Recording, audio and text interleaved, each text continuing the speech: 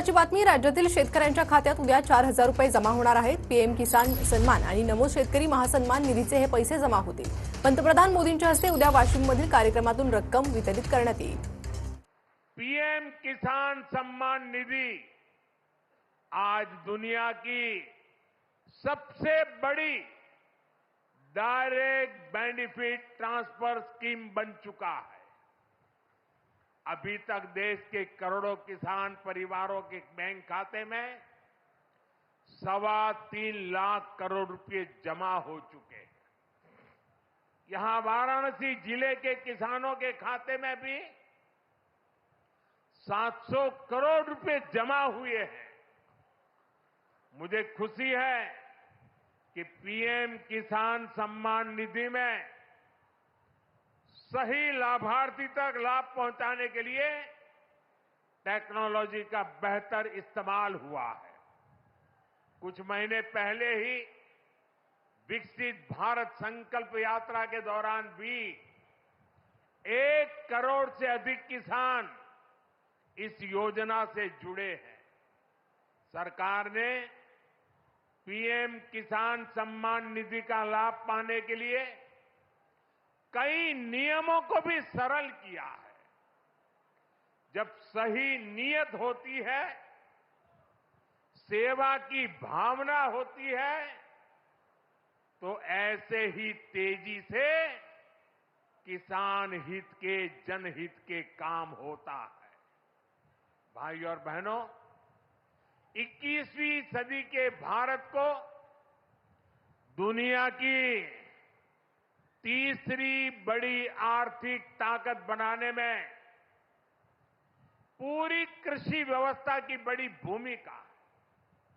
हमें वैश्विक रूप से सोचना होगा, ग्लोबल मार्केट को ध्यान में रखना होगा। हमें दलहन और तिलहन में आत्मनिर्भर बनना है और कृषि निर्यात में अग्रणी बनना है।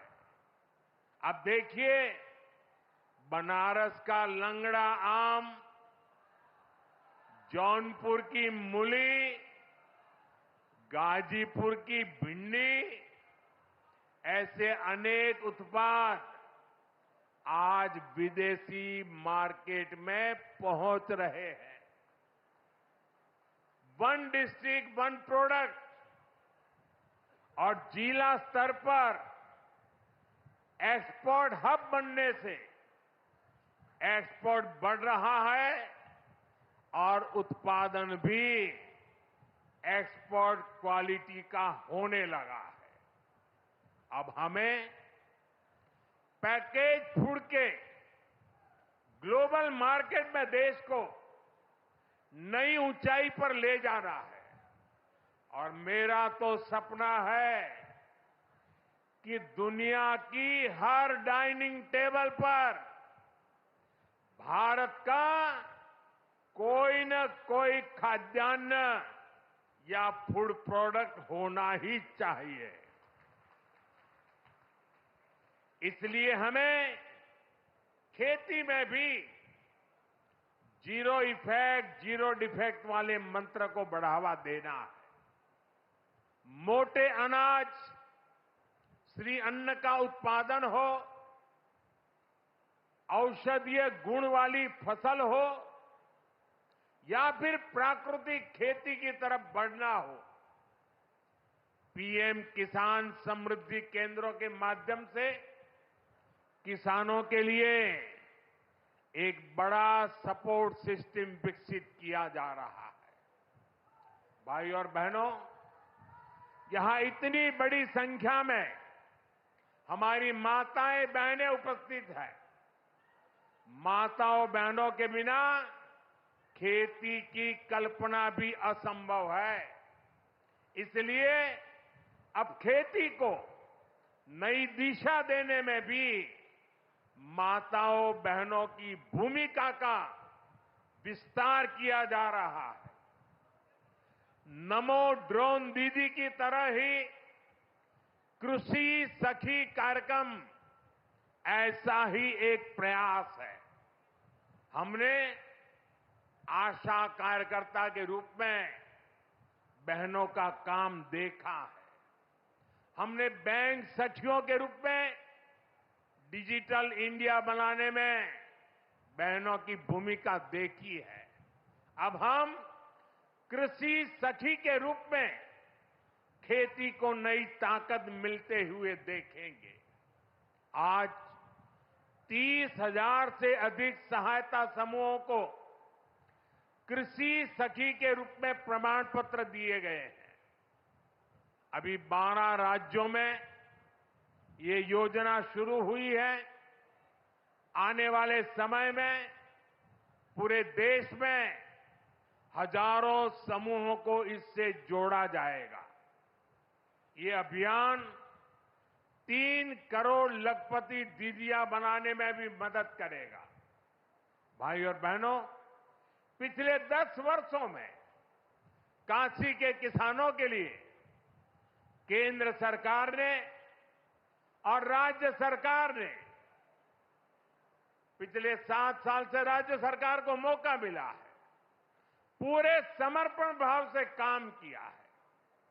काशी में बनास डेयरी संकुल की स्थापना हो, किसानों के लिए बना पेरिसेबल कार्गो सेंटर हो, विभिन्न कृषि शिक्षा एवं अनुसंधान केंद्र हो या इंटीग्रेटेड पैक हाउस हो, आज इन सब के कारण काशी और पूर्वांचल के किसान बहुत मजबूत हुए हैं, उनकी कमाई बढ़ी है।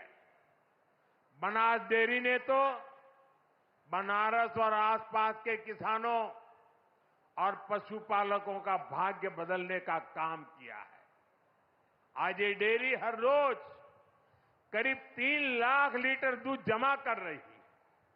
अकेले बनारस के ही 14,000 से ज्यादा पशुपालक, ये हमारे परिवार इस डेयरी के रजिस्टर्ड हो चुके हैं। अब बनास डेयरी अगले 1-1.5 साल में काशी के ही 16,000 और पशुपालकों को अपने साथ जोड़ने जा रही है। बनास डेयरी आने के बाद बनारस के अनेकों दूध उत्पादकों की कमाई में भी 5 लाख रुपए तक की वृद्धि हुई है। हर साल किसानों को बोनस भी दिया जा रहा है। पिछले साल भी 100 करोड़ रुपए से ज्यादा का बोनस पशुपालकों के बैंक खाते में भेजा गया था। बनास डेयरी अच्छी नस्ल की गीर और साहिवाल गायों को भी किसानों को दे रही है। इससे भी उनकी आमदनी बढ़ी है। साथियों, बनारस में मछली पालकों की आय बढ़ाने के लिए भी हमारी सरकार लगातार काम कर रही है। पीएम मत्स्य संपदा योजना से सैकड़ों किसानों को लाभ हो रहा है। उन्हें अब किसान क्रेडिट कार्ड की भी सुविधा मिल रही है। यहां पास में चंदौली में करीब 70 करोड़ की लागत से आधुनिक फिश मार्केट का निर्माण भी किया जा रहा है। इससे भी बनारस के मछली पालन से जुड़े किसानों को मदद मिलेगी। साथियों, मुझे खुशी है कि पीएम सूर्यघर मुफ्त बिजली योजना को भी बनारस में जबरदस्त सफलता मिल रही है। यहां के करीब 40,000 लोग इस योजना के तहत रजिस्टर हुए हैं। बनारस के 2100 से ज्यादा घरों में सोलर पैनल लग चुका है। अभी 3,000 से ज्यादा घरों में सोलर पैनल लगाने का काम चल रहा है। जो घर पीएम सूर्यघर मुफ्त बिजली योजना से जुड़े हैं, उनमें से ज्यादातर को डबल फायदा हुआ है। उनका बिजली बिल तो 0 हो ही गया है, 2-3 हजार रुपये की कमाई भी होने लगी है। साथियों, बीते 10 सालों में बनारस शहर और आसपास के गांवों में कनेक्टिविटी का जो काम हुआ है उससे भी बहुत मदद हुई है। आज काशी में देश के सबसे पहले सिटी रोपवे प्रोजेक्ट का काम अपने आखिरी पड़ाव तक पहुंच रहा है। गाजीपुर, आजमगढ़ और जौनपुर के रास्तों को जोड़ती रिंग रोड विकास का रास्ता बन गई है। फुलवरिया और चौकाघाट के फ्लाईओवर बनने से जाम से जूझने वाले बनारस के आप लोगों को बहुत राहत हुई है। काशी, बनारस और कैंट रेलवे स्टेशन अब एक नए रूप में पर्यटकों और बनारसी लोगों का स्वागत कर रहे हैं। बाबतपुर एयरपोर्ट का नया रूप न सिर्फ यातायात बल्कि व्यापार को भी सहूलियत दे रहा है। गंगा घाटों पर होता विकास, बीएचयू में बनती नई स्वास्थ्य सुविधाएं, शहर के कूड़ों का नवीन रूप और वाराणसी में जगह जगह विकसित होती नई व्यवस्था काशी वासियों को गौरव की अनुभूति कराती है। काशी में स्पोर्ट्स को लेकर जो काम हो रहा है, नए स्टेडियम का जो काम हो रहा है, वो भी युवाओं के लिए नए मौके बना रहा है। साथियों, हमारी काशी संस्कृति की राजधानी रही है। हमारी काशी ज्ञान की राजधानी रही है। हमारी काशी सर्व विद्या की राजधानी रही है।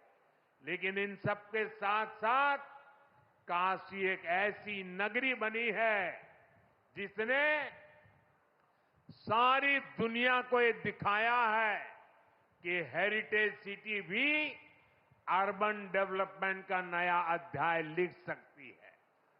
विकास भी और विरासत भी का मंत्र काशी में हर तरफ दिखाई देता है। और इस विकास से सिर्फ काशी का लाभ नहीं हो रहा, पूरे पूर्वांचल के जो परिवार काशी में अपने कामकाज और जरूरतों के लिए आते हैं, उन सभी को भी इन सारे कामों से बहुत मदद मिलती है। साथियों, बाबा विश्वनाथ की कृपा से काशी के विकास की ये नई गाथा अनवरत चलती रहेगी। मैं एक बार फिर देश भर से जुड़े सभी किसानों साथियों का, सभी किसान भाई बहनों का हृदय से अभिवादन करता हूं, बधाई देता हूं। काशी वासियों का भी मैं फिर से हृदय से आभार व्यक्त करता हूं।